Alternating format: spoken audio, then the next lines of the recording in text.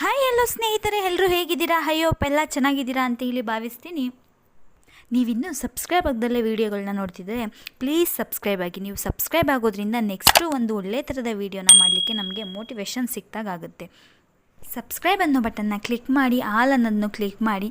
ನಾನು ಹಾಕುವಂಥ ಪ್ರತಿಯೊಂದು ವಿಡಿಯೋ ಫಸ್ಟು ನೋಟಿಫಿಕೇಷನ್ ನಿಮಗೆ ಬರುತ್ತೆ. ಫಸ್ಟು ನೀವು ವೀಡಿಯೋನ ನೋಡ್ಬೋದು.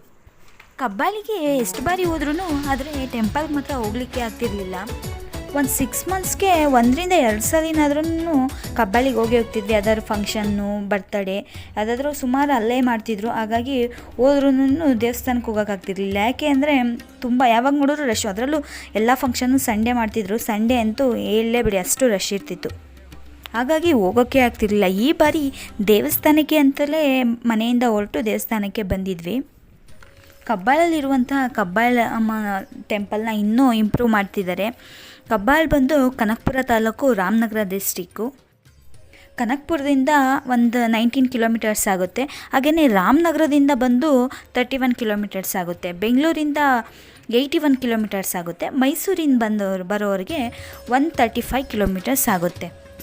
ಕಬ್ಬಾಳಮ್ಮ ದೇವಿ ಇಲ್ಲಿ ನೆಲೆಸಿರೋದ್ರಿಂದ ಈ ಗ್ರಾಮಕ್ಕೆ ಕಬ್ಬಾಳು ಅಂತೇಳಿ ಹೆಸರು ಬಂತಂತೆ.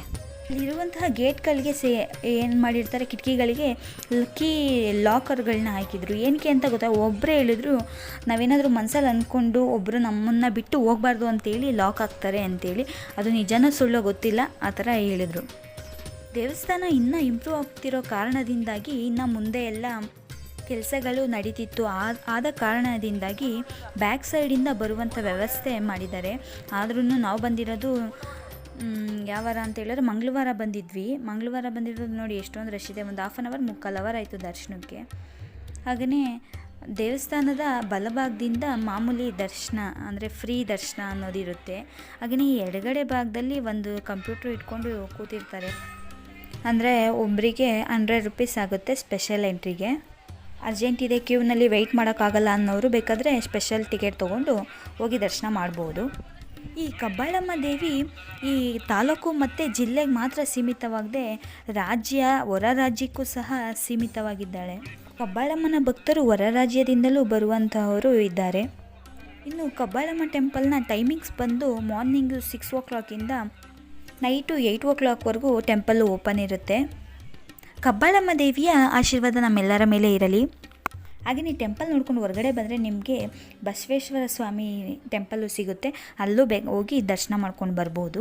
ಇಲ್ಲಿಗೆ ಈ ವಿಡಿಯೋನ ಮುಗಿಸ್ತಾ ಇದ್ದೀನಿ. ನಿಮ್ಗೇನಾದರೂ ಈ ವಿಡಿಯೋ ಇಷ್ಟ ಆಗಿದ್ದರೆ ಲೈಕ್ ಆ್ಯಂಡ್ ಶೇರ್, ಕಮೆಂಟ್, ಹಾಗೆಯೇ ಸಬ್ಸ್ಕ್ರೈಬ್ ಆಗೋದನ್ನ ಮರಿಬೇಡಿ. ಮುಂದಿನ ವಿಡಿಯೋದಲ್ಲಿ ಸಿಗೋಣ. ವಂದನೆಗಳು.